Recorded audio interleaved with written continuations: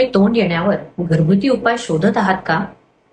आज मी डॉक्टर प्रियांका साखोळकर, मुखरोग निदान तज्ज्ञ, तुम्हाला काही सोपे उपाय सांगणार.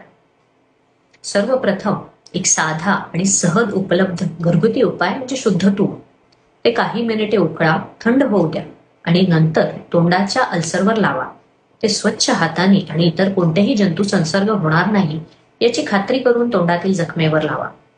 आणखी काही सोपे उपाय म्हणजे शुद्ध मध, कोरफड किंवा अगदी हळद सुद्धा. हे घटक अनेक संशोधन अभ्यासांद्वारे प्रभावी असल्याचे दिसून आले आहे. साधारणपणे तोंडातील जखमा या कठीण पदार्थ टोचल्याने, दात चावला गेल्याने, ताणतणाव वाढल्याने येऊ शकतात आणि ते सहसा 7 ते 10 दिवसात बरे होतात. तथापि जर तुमच्या तोंडातील जखमा 2 आठवड्यांपेक्षा जास्त काळ असतील आणि त्या बऱ्या होत नसतील, ज्यामुळे अत्यंत वेदना आणि अस्वस्थता येत असेल, तर कृपया तुमच्या मुखरोग निदान तज्ज्ञाशी त्वरित संपर्क साधा आणि तोंडाच्या अल्सरच्या नेमक्या कारणाचे निदान करून घ्या. तज्ज्ञांच्या मदतीने तुम्ही कोणत्याही काळजीच्या कारणाशिवाय त्या जखमांना सामोरे जाण्यास सक्षम असाल.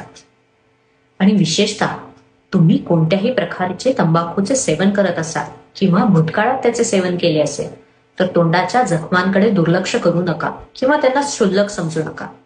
आम्ही डायग्नोश्योर क्लिनिकमध्ये नियमितपणे सर्व प्रकारच्या तोंडाच्या अल्सरचे निदान करतो आणि त्यांच्यावर योग्य उपचार करतो. म्हणून लक्षात ठेवा की लवकर आणि योग्य निदान ही योग्य उपचारांची गळीवकिल्ली आहे. मी तुम्हाला चांगले आरोग्य आणि चविष्ट भोजनाचा आनंद घेण्यासाठी शुभेच्छा देते. जर तुम्हाला हा व्हिडिओ आवडला असेल तर सबस्क्राईब करा आणि तोंड येण्यावरील समज गैरसमजांबद्दलचा असलेला आमचा दुसरा व्हिडिओ नक्कीच पहा. धन्यवाद.